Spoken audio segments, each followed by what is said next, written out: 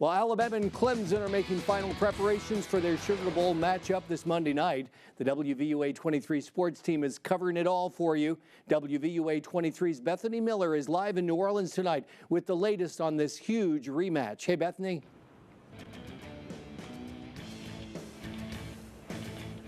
Hey, Mike, I'm here in beautiful and a little chilly downtown New Orleans. Today, a big day for the media as we met with Clemson's co-offensive coordinators and their players, as well as Jeremy Pruitt and his Bama defense. Now, with the third matchup between the Tigers and the Crimson Tide quickly approaching, those Bama players say that last-second loss in the national championship last year to Clemson was just a lesson that needed to be learned.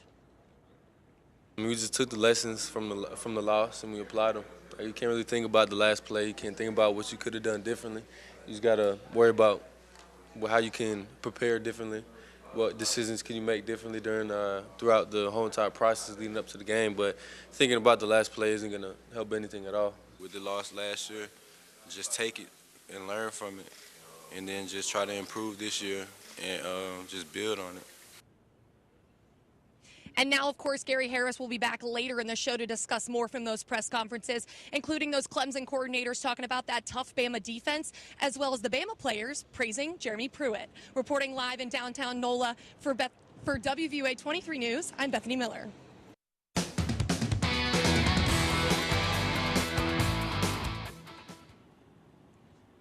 On Thursday morning, Alabama offensive coordinator Brian Daboll and several members of the Crimson Tide offense held press conferences. On Friday morning, it was time for the defense with coordinator Jeremy Pruitt and players Mika Fitzpatrick, Deron Payne, Rashaan Evans, Levi Wallace, and Ronnie Harrison. And with that, I say good evening, everybody. I'm Gary Harris, along with the WVUA 23 sports team, live here in New Orleans. Now, the most popular question for Jeremy Pruitt on Friday was, how is he handling the new role of being the head coach of the University of Tennessee while still coordinating Alabama's defense for the upcoming Sugar Bowl and the college football playoff semifinals?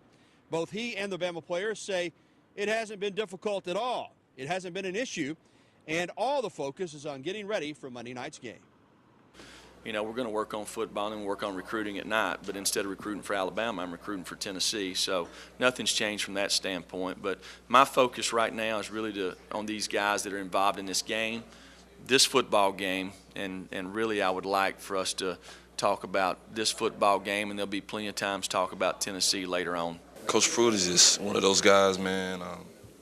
He doesn't just teach X's and O's. He teaches about life. He truly is a man of his word.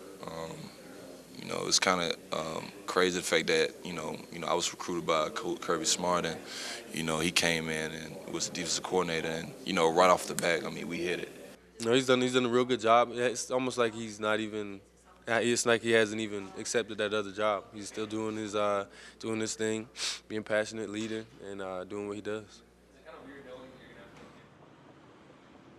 For Alabama, it was the defense. For Clemson, it was offensive press conference day. You know, under Dabo Swinney, the Tigers employ co-offensive coordinators, Jeff Scott and Tony Elliott. And that duo talked about facing Alabama's defense and how tough that'll be for the third straight year.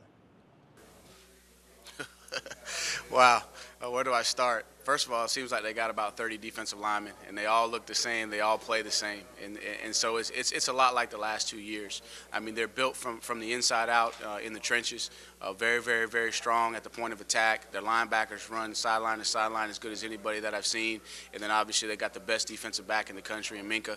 You know, it's very impressive that with some of the departures that they've had over the last 2 years defensively, that there's no drop-off whatsoever.